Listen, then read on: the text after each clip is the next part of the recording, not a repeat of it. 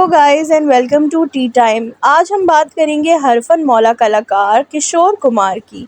किशोर कुमार की पैदाइश 4 अगस्त 1929 में हुई और ये पैदा हुए एक बंगाली फैमिली में। इनकी पैदाइश मध्य प्रदेश में हुई और इनका नाम था आभास कुमार गांगुली। 4 भाई बहनों में किशोर कुमार सबसे छोटे रहे। बड़े भाई अशोक कुमार जो कि फिल्म एक्टर थे, उसके बाद बहन सती देवी और फिर तीसरे नंबर पे अनूप कुमार और किशोर कुमार सबसे छोटे। ये बहुत छोटे थे जब इनके बड़े भाई अशोक कुमार एक बहुत ही बड़े कलाकार बन चुके थे इंडियन फिल्म इंडस्ट्री में। ये बात बहुत मशहूर है कि बचपन में किशोर कुमार का गला अक्सर ख़राब रहता था। अक्सर इनकी आवाज़ बहुत अजीब सी निकलती थी और उस ज़माने की पेन किलर्स भी बड़ी कमज़ोर होती थी, तो जब भी इनको दवा दी जाती थी तो ये बहुत ज़्यादा रोते थे। फिर ऐसा हुआ कि रोते-रोते इनका गला साफ़ हो गया और इनकी आवाज़ एकदम सुरीली हो गई, जैसे कि बाद में वो बड़े सिंगर बन सके। किशोर कुमार के बड़े भाई अशोक कुमार हमेशा चाहते थे कि किशोर कुमार एक एक्टर बने, लेकिन किशोर कुमार सिंगर बनना चाहते थे। लेकिन अपने बड़े भाई के लिए वो शुरू-शुरू में एक्टिंग करते रहे और अशोक कुमार जो है वो एक बेहतरीन एक्टर थे, लेकिन किशोर कुमार समझते थे कि वो एक बेहतरीन सिंगर बन सकते हैं। तो इसलिए उनका नाम आभास कुमार से बदल के किशोर कुमार भी कर दिया गया फ़िल्म इंडस्ट्री में आने के बाद। 1948 की फ़िल्म ज़िद्दी में किशोर कुमार को प्लेबैक सिंगिंग का पहला मौका मिला, जो उन्होंने देव आनंद के लिए की। गाने का नाम था मरने की दुआएं क्यों मांगूं। काफ़ी लंबा टाइम तो इसी कश्मकश में निकल गया कि किशोर कुमार आखिर एक्टर हैं, डायरेक्टर हैं, लिरिक राइटर हैं या सिंगर हैं, लेकिन वो फिर भी एक्टिंग करते रहे। 1958 की फ़िल्म चलती का नाम गाड़ी में किशोर कुमार ने अपने भाई के साथ एक्टिंग भी की और गाने भी गाए। अक्सर इनकी बाकी फ़िल्मों की तरह इनके जो एक्सप्रेशंस होते थे वो कमाल के होते थे। चाहे ये पर्दे पे सिंगिंग कर रहे हों, चाहे ये पर्दे पे एक्टिंग कर रहे हों, लेकिन वाह! क्या लाजवाब टैलेंट था इनमें कि देखकर ही इनको चेहरे पे स्माइल आ जाती थी। बहुत सारे सिंगर्स तो इनको सिंगर्स के खाते पे लिया ही नहीं करते थे। वो सब इनको नौटंकीबाज़ समझते थे। वो ज़माना था मुकेश, मोहम्मद रफ़ी, मन्ना डे, इस तरह के सिंगर्स का। और जो किशोर कुमार थे वो ज़रा लाउड टाइप की पर्सनैलिटी उनकी थी, मगर फुल ऑफ एंटरटेनमेंट। ये कितने टैलेंटेड है इस बात का अंदाज़ा तो इसी बात से लगाया जा सकता है कि अपनी फ़िल्म हाफ टिकट का गाना इन्होंने फीमेल वॉइस में भी गाया था और मेल वॉइस में भी गाया था। आग सीधी लगी जल के जैसे बिजुरिया ओ सवरिया, अगर आपने सुना तो आपको पता है कि फीमेल वॉइस भी इन्होंने ही गाई थी। फ़िल्म गाइड के इस गाने ने तो इनकी ज़िंदगी ही बदल दी। गाता रहे मेरा दिल, इस गाने के बाद तो किशोर कुमार का जादू ऐसा चला कि फिर लोगों के सर चढ़ के बोला। फिर तो बस किशोर कुमार ने एक्टिंग को किया साइड पे और काफ़ी अरसे तक सिर्फ ये गाना ही गाते रहे। आराधना मूवी ने जैसे राजेश खन्ना को सुपरस्टार बनाया, वैसे ही किशोर कुमार के गानों ने भी आग लगा दी।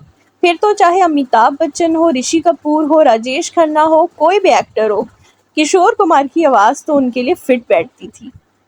किशोर कुमार की बहुत ही छोटी उम्र में शादी हो गई रूमा गुहा ठाकुरता से, जिनसे उनके बेटे पैदा हुए अमित कुमार।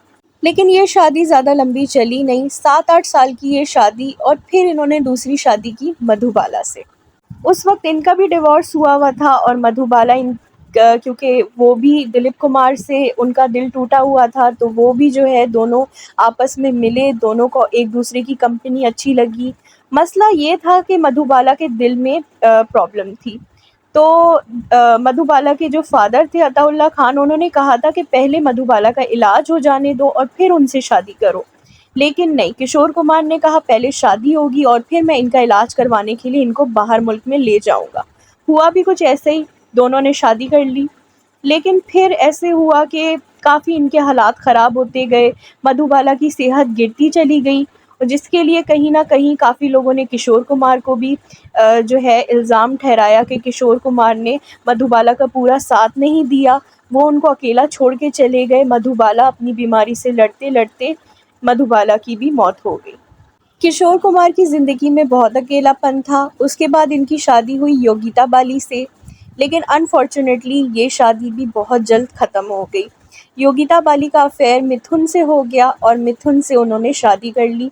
जिसके बाद किशोर कुमार ने काफ़ी सालों तक मिथुन चक्रवर्ती के लिए गाने नहीं गाए। लेकिन फिर उन्होंने अपनी ये नाराज़गी साइड पे रखी और दोबारा से मिथुन के लिए गाना गाना शुरू हो गए। चौथी शादी किशोर कुमार की हुई लीला चंद्रावरकर से। लीला चंद्रावरकर की पहले भी एक शादी हुई थी, लेकिन अनफॉर्च्यूनेटली उनके हनीमून पे ही उनके हस्बैंड को गोली लग गई थी अचानक से, और उसके बाद उनको वो साल भर में उनकी डेथ हो गई। उसके बाद जब इन्होंने काम किया किशोर कुमार के साथ, तब संजीव कुमार ने लीला को समझाया भी था कि किशोर कुमार फ़ौरन शादी करने के लिए तुम्हें बोल देंगे, उनको तो फ़ौरन मौका देखते ही भाई बना दो, क्योंकि वो तुम्हें अपनी बातों में लगा लेंगे। लीला चंद्रावरकर शुरू-शुरू में किशोर कुमार को पागल समझती थी और समझती थी ये बिल्कुल पागल ही हैं। और जब इन्होंने लीला चंद्रावरकर को प्रपोज़ किया, तो लीला वाक़ई ये समझ गईं कि ये पागल हैं और काफ़ी अरसे तक उनसे जो है वो बात ये छुपाई, मगर फिर बता दिया कि मुझे तो ऐसे-ऐसे समझाया गया था। तो फिर किशोर कुमार ने जो है कहा कि ठीक है, तुम मेरे साथ काम करो, आइंदा मैं तुमसे ये बात नहीं करूँगा। लेकिन फिर कुछ अरसे के बाद लीला चंद्रावरकर को खुद ही अ, उनका एहसास हुआ कि उनको इनसे शादी कर लेनी चाहिए, क्योंकि वो अपनी ज़िंदगी में आगे बढ़ना चाहती थीं और वो एक विधवा की तरह वो ज़िंदगी नहीं गुज़ारना चाहती थीं और वो अपनी ज़िंदगी में अपने फ़ैसले खुद लेना चाहती थीं, शादी करके आगे बढ़ना चाहती थीं। तो उन्होंने किशोर कुमार से फिर शादी कर ली।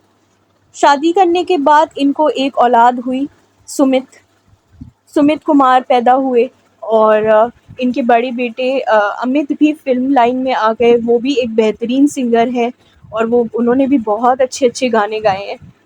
किशोर कुमार ज़िंदगी में बहुत अकेले थे, कहीं पार्टीज़ पे भी नहीं जाते थे। तो एक जर्नलिस्ट ने इनसे पूछ लिया कि आप अकेले हैं तो आप क्या करते हैं? उन्होंने बताया कि मेरे 3 दोस्त हैं और मैं अक्सर उन्हीं के साथ वक़्त गुज़ारता हूँ। उनका नाम है अमृतांजन, हरि निरंजन और फटाफट। बाद में पता चला कि ये उनके गार्डन के दरख्त थे, जिनसे वो बातें किया करते थे। उनका सेंस ऑफ ह्यूमर तो कमाल था, लेकिन बहुत ही कम लोग ये जानते हैं कि जितने वो मस्खरे किस्म के इंसान नज़र आते थे, उतने ही वो मैच्योर और सीरियस भी थे अपने काम को लेकर। किशोर कुमार के जैसे गाने वाले तो बहुत आए, लेकिन कोई भी किशोर कुमार को मैच नहीं कर सका। लेकिन कहते हैं जो सबसे करीब आवाज़ लगी लोगों को किशोर कुमार से, वो थी कुमार सानू की। और कुमार सानू मशहूर भी इसलिए हुए थे क्योंकि जिस तरीके से किशोर कुमार जो है वो आवाज़ें येडलीज़ अपनी करते थे, उसी तरीके से कुमार सानू भी कर लेते थे। तो जो है वो कुमार सानू की जो पॉपुलैरिटी का शुरू-शुरू में रीज़न था वो किशोर कुमार ही थे। क्योंकि किशोर कुमार एक हिंदू थे, तो मधुबाला से शादी के लिए उन्होंने अपना धर्म चेंज करके इस्लाम धर्म अपनाया था और फिर उन्होंने मधुबाला से शादी की थी। इनकी चारों ही बीवियाँ एक्ट्रेस थीं। किशोर कुमार की पहली शादी इनकी 21 साल में हुई रूमा घोष से। दरअसल बंगरा फिल्मों में काम करने के दौरान इनकी मुलाकात हुई रूमा घोष से, जिनके मौसा थे सत्यजीत रे, और उनसे इनका प्यार हो गया। तो बस दिल थे एक आशिक की तरह किशोर कुमार ने सबसे पहली शादी कर ली। इनकी शादी रोमा से 1951 में हुई। हालांकि रोमा ब्राह्मण नहीं थी और रूढ़िवादी किस्म के इनके बड़े भाई अशोक कुमार ने शुरू में इस शादी के वो अगेंस्ट थे, लेकिन फिर उन्होंने इस शादी के लिए हामी दे दी। कुछ साल तो बड़े प्यार और सुकून से गुजर गए, लेकिन बाद में कहा जाता है कि इनकी तकरार शुरू हो गई क्योंकि इनको रूमा घोष का काम करना पसंद नहीं था। वो नहीं चाहते थे कि वो उनकी बीवी फिल्मों में काम करे और वो एक रूढ़िवादी किस्म के शख्स थे जिनकी सोच ये थी कि औरतों का काम करना और ख़ास तौर पे एक्टिंग की फील्ड में काम करना सही नहीं है। जबकि रोमा बंगाली फिल्मों का एक बहुत बड़ा नाम थी और बहुत सारे अवार्ड्स भी इनके नाम थे। तो ज़ाहिर-सी बात है इस कपल में बहुत ज़्यादा तकरारें हुई, जिसके बाद इन दोनों का डिवोर्स हो गया। कहते हैं कि डिवोर्स से पहले ही किशोर कुमार का मधुबाला पे दिल आ गया था और उन्होंने ये एक्स्ट्रा मैरिटल अफेयर के चलते किशोर कुमार की बीवी ने उन्हें सख्त चेतावनी दे दी थी कि अगर उन्होंने ये सब बंद नहीं किया तो वो उनको छोड़ देंगी। लेकिन मनमौजी किशोर कुमार कहाँ उनकी बातों में आने वाले थे। उन्होंने ये सब जारी रखा, इसलिए 1958 में जाकर हुमा से उनका डिवोर्स हो गया। कुछ सालों बाद प्रीतेश नंदी के साथ एक इंटरव्यू में किशोर कुमार ने बताया कि वो बहुत प्रतिभाशाली थी, लेकिन हम दोनों एक साथ नहीं हो सके क्योंकि मैं एक साधारण सा इंसान था जिसे करियर बनाने वाली औरतों की समझ नहीं आती थी। मेरे हिसाब से औरतों को पहले घर बनाना चाहिए, बच्चे पालने चाहिए और उसके बाद करियर बनाना चाहिए। मधुबाला के प्यार में ये इस कदर गिरफ्तार हुए कि 1960 में अपने दोस्तों, अपने क्रिटिक्स, अपने फैंस सबके और अपने घर वालों के मुखालिफ जाकर इन्होंने अपना धर्म चेंज किया। ये अब्दुल करीम बने और इन्होंने शादी कर ली मधुबाला से। बताते हैं किशोर कुमार के माँ-बाप इस शादी में आने के लिए बिल्कुल तैयार नहीं थे और वो शादी में नहीं आए। बाद में किशोर कुमार ने मधुबाला से हिंदू रीति-रिवाज के हिसाब से भी शादी कर ली, लेकिन किशोर कुमार के जो घर वाले हैं उन्होंने कभी भी मधुबाला को एक्सेप्ट नहीं किया। मधुबाला सिर्फ 27 साल की थी जब उनकी शादी किशोर कुमार से हुई और मधुबाला ने पहले ही ये किशोर कुमार को ये बात बता दी थी। शादी के बाद वो जब अपना इलाज कराने बाहर गए तो डॉक्टर ने साफ जवाब दे दिया कि मधुबाला सिर्फ कुछ ही अरसे की मेहमान है। फिल्म फेयर मैगजीन को इंटरव्यू देते वक्त मधुबाला की बहन मधु ने ये बताया था कि किशोर कुमार और मधुबाला पहले कार्टर रोड में एक फ्लैट लेकर दोनों एक साथ ही रहा करती थी, मगर जब मधुबाला की सेहत बहुत खराब हो गई तो किशोर कुमार उनको अपने मायके छोड़ के चले गए। उन्होंने बताया था कि अक्सर मैं बाहर ही रहता हूँ, मेरी शूटिंग्स और आउटडोर लोकेशंस पे, तो मैं मधु का ख्याल नहीं रख सकता। तो बताते हैं कि मधुबाला इसके बाद काफ़ी लोनली फील करती थी। किशोर कुमार सिर्फ 2 से 3 महीने में एक दफ़ा उनको मिलने के लिए आते थे। हालांकि मधुबाला किशोर कुमार के साथ रहना चाहती थी, जैसे कि कोई भी औरत रहना चाहेगी अपने पति के साथ। लेकिन किशोर कुमार उनको अपना साथ नहीं रख सकते थे। उनके लाइव शोज़, रिकॉर्डिंग्स, बहुत सारी मसरूफियात थी, जिसकी वजह से मधुबाला बहुत ज़्यादा तन्हा महसूस करती थी। मधुबाला ने दिलीप कुमार के साथ हुए अपने लव अफेयर के ब्रेकअप के बाद सोचा था कि किशोर कुमार उनका साथ ज़रूर देंगे क्योंकि किशोर कुमार ने ही उनकी तरफ हाथ बढ़ाया था। लेकिन जब ऐसा ना हुआ, तो मधुबाला एक संगीन डिप्रेशन और तन्हाई में चली गईं, जिसकी वजह से काफ़ी सारे मधुबाला के फैन्स जो हैं किशोर कुमार को बुरा-भला कहते हैं आज तक। मधुबाला की सिस्टर मधुर ये भी बताती हैं कि हम किशोर कुमार को इसका इल्ज़ाम नहीं देते क्योंकि डॉक्टर्स ने कहा था कि ऐसी हालत में मधुबाला बच्चे पैदा नहीं कर सकती। लेकिन जो भी था, ऐसे में किशोर कुमार को उनका साथ देना ज़रूरी था। 9 सालों तक इसी तकलीफ में मधुबाला ज़िंदा रहीं। फिर 36 साल की उम्र में उन्होंने ये दुनिया से रुखसती ले ली। किशोर कुमार की ज़िंदगी में उनकी तीसरी बीवी आईं योगिता बाली। योगिता बाली उस ज़माने की बहुत ही हॉट एंड सेक्सी अदाकारा थी। 1976 में योगिता बाली के साथ किशोर कुमार ने तीसरी शादी कर दी। योगिता बाली दरअसल गीता बाली की भतीजी थी और 1970s और 80s में इनकी खूबसूरती के बड़े चर्चे थे। किशोर कुमार के साथ योगिता बाली ने कुछ फिल्मों में काम किया था, जिनमें से शाबाश डैडी में तो इनके बेटे अमित कुमार भी थे। कहते हैं बस इसी के बाद किशोर कुमार और योगिता बाली नज़दीक आ गए और इन्होंने शादी कर दी। शुरू में तो सब अच्छा रहा, लेकिन बाद में इन दोनों की भी आपस में लड़ाई झगड़े शुरू हो गए। कहते हैं कि योगिता बाली अपनी माँ की तबीयत खराब होने की वजह से उनकी देखभाल करना चाहती थीं, जिसकी वजह से वो बार-बार अपनी माँ से मिलने जाया करती थी और किशोर कुमार को ये बात बिल्कुल समझ में नहीं आती थी, जिसके बाद दोनों की आपस में खूब लड़ाइयाँ होती थी। 1978 में ये रिश्ता भी टूट गया और इस शादी के टूटने के 2 साल बाद 1980 में किशोर कुमार की पत्नी बनी इनकी चौथी बीवी, मशहूर अभिनेत्री लीला चंद्रवरकर। इस शादी पे किशोर कुमार को बहुत क्रिटिसाइज़ किया गया क्योंकि वो किशोर कुमार से 21 साल छोटी थी और उनके बेटे अमित कुमार से सिर्फ 2 साल बड़ी थी। बताते हैं कि लीला चंद्रवरकर के बाप इस शादी के बहुत ज़्यादा खिलाफ थे। तो फिर क्या था, ज़िद्दी किशोर कुमार ने उनके घर के बाहर धरना दे दिया और गाना गाना शुरू कर दिया। इसके कुछ वक्त बाद लीला के जो पिता हैं वो भी इस शादी के लिए मान गए और ये शादी आराम से हो गई। ये दोनों ने 7 साल तक जीवन एक साथ बिताया और फिर 13 अक्टूबर 1987 को जब इनके बड़े भाई दादा मुनि यानी अशोक कुमार की बर्थडे भी थी उस दिन इनको दिल में बड़ा दर्द हुआ। इनको हार्ट अटैक आया, जिस दिन उनकी किशोर कुमार की मौत हो गई। तब किशोर कुमार सिर्फ और सिर्फ 58 साल के थे। बताते हैं कि किशोर कुमार की पहली बीवी रोमा ने किशोर कुमार से अलग होने के बाद दूसरी शादी कर दी थी और अपने करियर को भी जारी रखा। फिर 2019 में उनकी मौत हुई। मधुबाला के बारे में तो आपको बता चुके हैं ऑलरेडी। बात करें तीसरी बीवी योगिता बाली की, तो उन्होंने उनसे शादी के बाद मिथुन से शादी कर ली थी और अपनी ज़िंदगी की आगे की गुजारी। और बात करें उनकी चौथी बीवी यानी लीला चंद्रवरकर की, तो लीला हमेशा किशोर कुमार की फैमिली के साथ रहीं, अपने बेटे सुमित और बड़े बेटे अमित के साथ, और आज भी वो मुंबई में ही रहती हैं। एक फ़नी इंसिडेंट अमित कुमार ने बताया किशोर कुमार के बारे में कि 1945 में जब किशोर कुमार खंडवा से आए, तब दादा मुनि यानी अशोक कुमार जो थे वो एक बहुत ही बड़े स्टार थे और किशोर कुमार को खाने का बहुत शौक था। दादा मुनि जब भी किशोर कुमार को कहीं दावत पे या किसी शूटिंग पे लेके जाना चाहते थे तो पूछते थे कि मेरे साथ चलोगे, तो किशोर कुमार अक्सर मना कर देते थे, लेकिन जब दादा मुनि कहते थे वहाँ खाना होगा तो किशोर कुमार फ़ौरन हाँ कर देते थे। तब एक दफ़ा बॉम्बे टॉकीज़ फिल्मिस्तान में एक मुहूर्त था, वहाँ दादा मुनि का और किशोर कुमार वहाँ गए थे उनके साथ। डायरेक्टर ने जब दादा मुनि के साथ किशोर कुमार को देखा, किशोर कुमार छोटे से ही थे और तो उन्होंने पूछा कि दादा मुनि ये कौन है? तो उन्होंने बोला मेरा छोटा भाई है। तो डायरेक्टर ने कह दिया कि काला, मतलब इसका रंग थोड़ा काला है, क्योंकि दादा मुनि उस वक़्त बहुत गोरे चिट्टे और हैंडसम होते थे और किशोर दा थोड़े से काले से थे।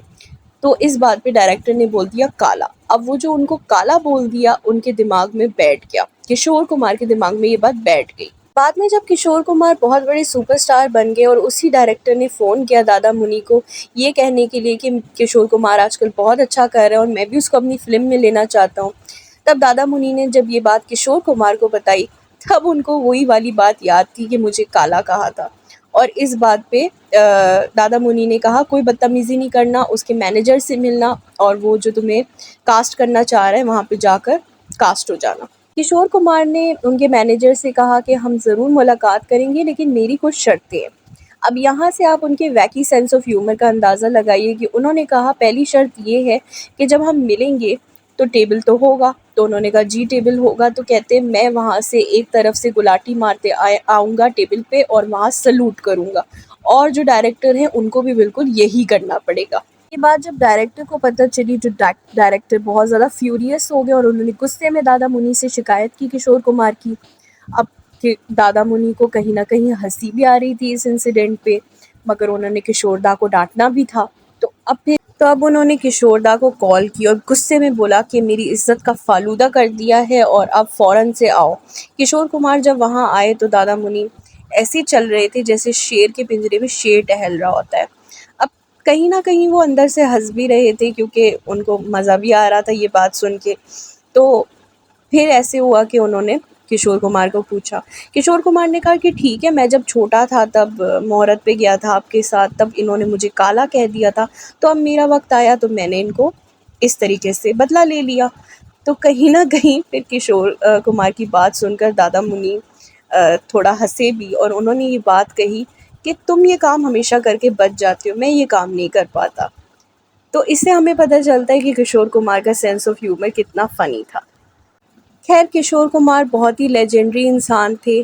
किशोर कुमार के मरने के बाद उनके भाई अशोक कुमार ने अपनी बर्थडे सेलिब्रेट करना ही छोड़ दिया था। किशोर कुमार का वॉइड कोई भी सिंगर फ़िल नहीं कर सकता क्योंकि वो इतने बेहतरीन सिंगर थे, जिनके पास सिर्फ़ और सिर्फ़ सिंगिंग का ही टैलेंट नहीं था, जिनके पास एक्टिंग का टैलेंट था, जो फुल एक स्टैंड अप आर्टिस्ट थे, और आज भी उनकी कमी बहुत ज़्यादा मिस होती है। और उनके ट्रिब्यूट में कुछ सालों पहले एक शो भी शुरू किया था कि किशोर कुमार नेक्स्ट किशोर कुमार कौन बन सकता है। ऑब्वियसली किशोर कुमार तो कोई भी नहीं बन सकता, लेकिन ये है कि किशोर कुमार को हमेशा से याद किया जाता है और हमेशा से याद किया जाएगा उनकी बेहतरीन परफॉर्मेंसेस के लिए। तो इसलिए गाइस ऐसे बेहतरीन किस्से और दिलचस्प किस्से लोगों के सुनने के लिए प्लीज़ मेरे चैनल को सब्सक्राइब करें। अगर वीडियो अच्छी लगी है तो टी टाइम को सब्सक्राइब करें। मैं लाती रहूँगी ऐसे इंटरेस्टिंग किस्से आप लोगों के लिए। So stay tune and do subscribe to my channel. Take care, bye bye.